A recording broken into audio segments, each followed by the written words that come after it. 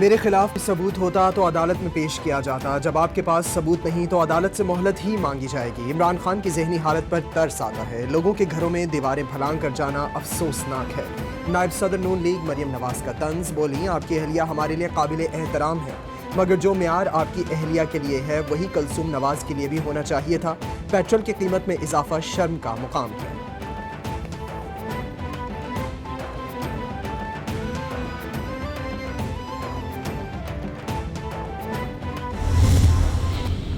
में Avenfield reference में मरियम नवाज और कैप्टन रिटायर्ड सफदर की अपीलों पर समाअत 21 मार्च तक मुलतवी। अदालत ने नए प्रोसिक्यूटर को तैयारी के लिए 4 हफ्तों की मोहलत दे दी। आपको तैयारी के लिए कितना वक्त दरकार है? अदालत का इस्तफसार। मेरी टीम ने बताया कि तैयारी के लिए 8 हफ्ते लगेंगे। कोशिश करूंगा कि 4 हफ्तों में केस की तैयारी मुकम्मल कर लूं। नैब प्रोसिक्यूटर अजहर सिद्दीक का मौक़िफ़।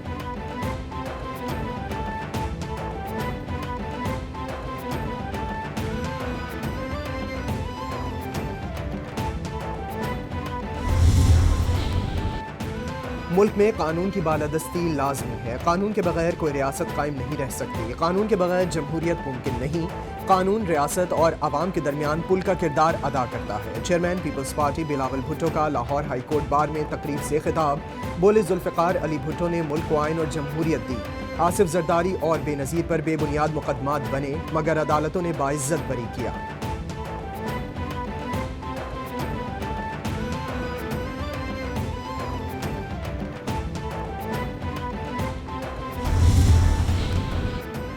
माइक्रोसॉफ्ट के बानी बिल गेट्स का एक रोज़ा दौरा पाकिस्तान। वज़ीर-ए-आज़म इमरान खान से बिल गेट्स की मुलाकात। पोलियो के खात्मे और दूसरे अहम मौज़ूआत पर तबादला ख्याल। बिल गेट्स सदर मुमलिकत आरिफ अलवी से भी मिलेंगे। माइक्रोसॉफ्ट के बानी चक शहजाद में कायम कोरोना अस्पताल का दौरा भी करेंगे।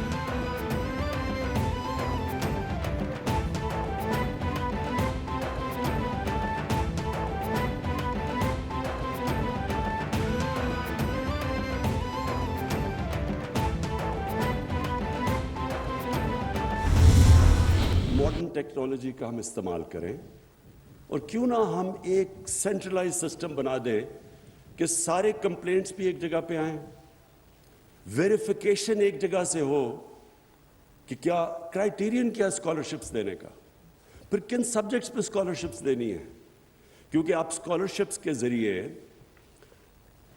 डिफाइन कर सकते हैं कि मुल्क का तालीम का रास्ता क्या होना चाहिए।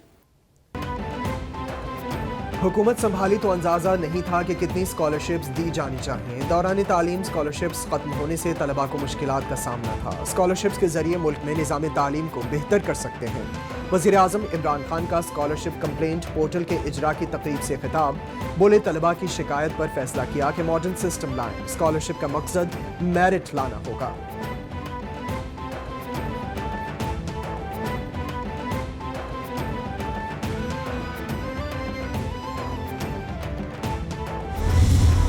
इस वक्त पूरी कौम जो है वो सख्ते में है कि जो पेट्रोलियम प्राइसेस बढ़ाई गई हैं उससे उनकी पहुंच से बहुत दूर हो चुकी हैं। वो पहले भी महंगाई की चक्की में पिस रहे हैं और आए दिन पेट्रोलियम की प्राइसेस बढ़ा दी जाती हैं और साथ ही साथ इलेक्ट्रिसिटी की भी बढ़ा दी जाती है। मेरा ख्याल है कि आपको टैक्स कलेक्शन में एफिशिएंट होना चाहिए, ना कि आप इन मद में से पूरा करके लोगों के ऊपर बोझ डालते जाएं। आपने पेट्रोलियम लेवी में कमी की और सेल्स टैक्स को 0 पर ले आए। ज़्यादा से ज़्यादा कोशिश की जाए, जो हुकूमत बोझ उठा सकती है वो उसका बोझ उठाए, और वो बोझ हुकूमत उठा रही है। ये पेट्रोल वाला इशू को पहली दफ़ा नहीं हुआ, इससे पहले भी होता रहा। अब उम्मीद है कि अब इंटरनेशनल मार्केट में इनकी कीमतें कम होंगी। जैसे जैसे वो कीमतें कम होंगी वो यकीनन वो उसका फ़ायदा जो है वो अवाम को ट्रांसफ़र किया जाएगा, जैसे कि पहले भी किया जा रहा है। सेनेट इजलास में अपोजिशन का पेट्रोलियम मसनूआत की कीमतों में इजाफे के खिलाफ एहतजाज। यूसुफ रजा गिलानी बोले पेट्रोल अब आवाम की पहुंच से दूर हो चुका है।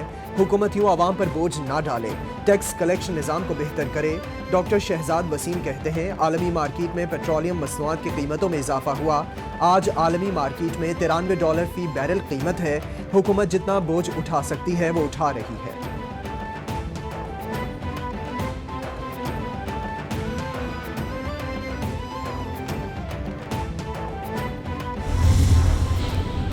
अपोजिशन जमातें पेट्रोलियम मसनूआत की कीमतों में इजाफे पर तनकीद कर रही हैं, लेकिन किसी भी तनकीद का अहम पहलू ये होता है कि आप मुतबादिल देते हैं।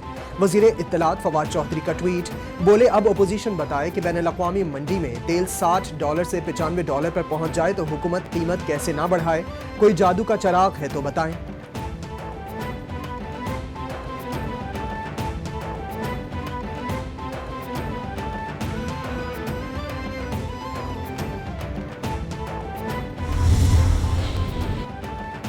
ओपोजिशन की तहरीके अदम एतमाद पर हुकूमत ने भी अपनी हिकमत अमली तय कर ली। हुकूमत की जानिब से इत्तेहादी जमातों को खुश करने का फैसला, इत्तेहादी जमातों के अरकान को वजीर मुमलिकत का ओहदा देने का इम्कान, इत्तेहादी जमातों से किए गए तमाम वादे पूरे किए जाएंगे। वजीर आज़म ने करीबी रफ़क़ा से मुशावरत मुकम्मल कर ली। BAP समेत दीगर इत्तेहादियों ने वजारत का मुतालबा कर रखा है।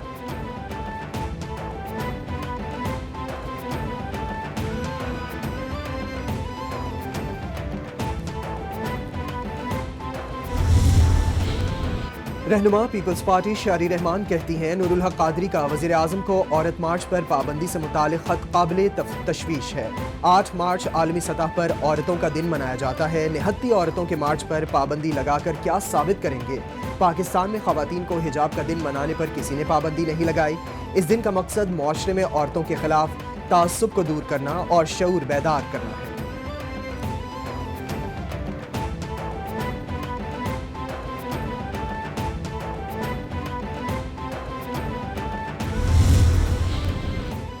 ओपोजिशन के हर गैर जमहूरी हथकंडे का मुकाबला करेंगे। अदम एतमाद की बातें हवा में की जा रही हैं।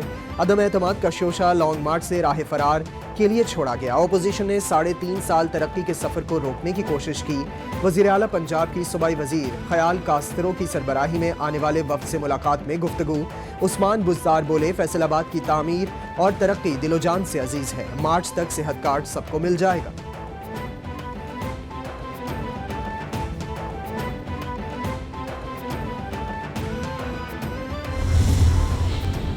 वज़ीर सिंध नासिर शाह कहते हैं, पूरा पाकिस्तान देखेगा लॉन्ग मार्च कैसे होगा।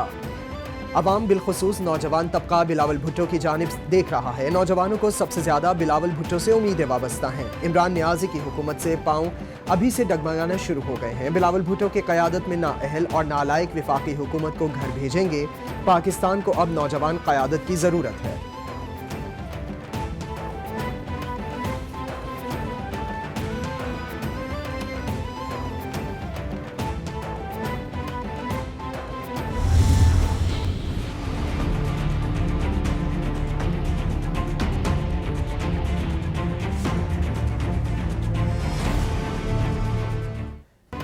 इस्लामाबाद हाई कोर्ट में सहाफ़ी मोहसिन बेग के खिलाफ दहशतगर्दी के मुकदमे का इंदराज चैलेंज। मोहसिन बेग की अहलिया ने मुकदमा खारिज करने की इस्तदा कर दी। चीफ जस्टिस अतहर मिनुल्लाह ने SHO थाना मारगला से जुमेरात और जुमे तक रिपोर्ट तलब कर ली है।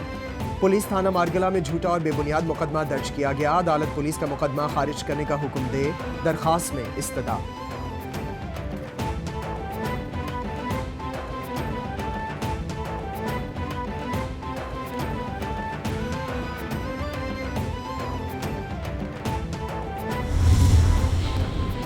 इलेक्शन कमीशन ने खैबर पख्तूनख्वा में दूसरे मरहले में बल्दियाती इलेक्शन के केस का तफसीली फैसला जारी कर दिया। दरखास्त में मौक़िफ़ इख्तियार किया गया कि मार्च में सर्दी और बर्फबारी के बायस इंतखाबात मुमकिन नहीं।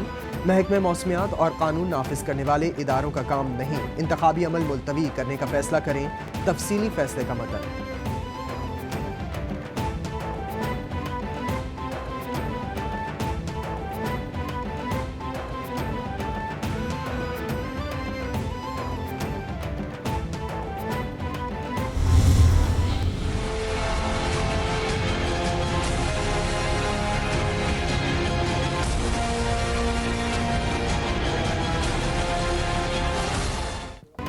कराची के सार्फिन के लिए गुड न्यूज़। बिजली ₹2.59 सस्ती कर दी गई। नोटिफिकेशन जारी। कीमतों में कमी का इत्तलाक मार्च के बिलों पर होगा। दिसंबर की फ्यूल एडजस्टमेंट की मद में बिजली सस्ती की गई। किया इलेक्ट्रिक ने ₹1.80 फी यूनिट कमी की दरख्वास्त की थी। 300 यूनिट इस्तेमाल करने वाले लाइफलाइन और ज़रूरी सार्फिन पर कमी का इत्तलाक नहीं होगा।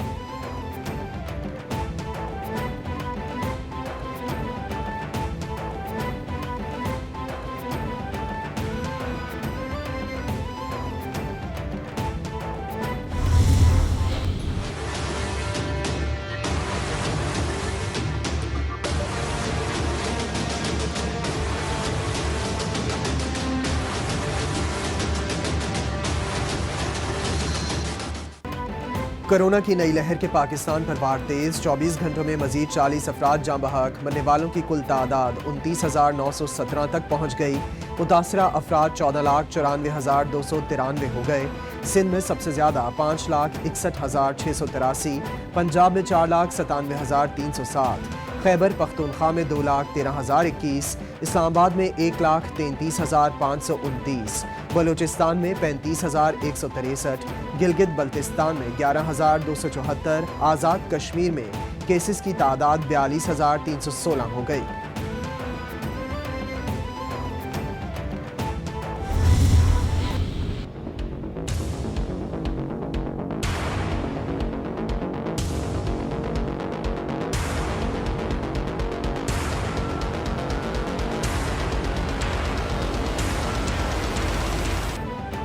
पूरी दुनिया में कोरोना ने पंजे गाढ़ लिए। मुतासरा अफराद की तादाद 41,81,00,000 से बढ़ गई। हलाकतों की तादाद 58,69,000 से तजावुज़ कर गई। अमरीका में मरने वालों की कुल तादाद 9,52,000 से जायद, ब्राज़ील में 6,40,000 से जायद, भारत में 5,10,000 से जायद, बरतानिया में 1,60,000 से जायद, इटली में 1,51,000 से जायद, स्पेन में 97,000, फ्रांस में 1,35,000 से जायद, मेक्सिको में 3,14,000 से जायद, ईरान में 1,34,000 से जायद और रूस में 3,42,000 से जायद अफराद जान से गए।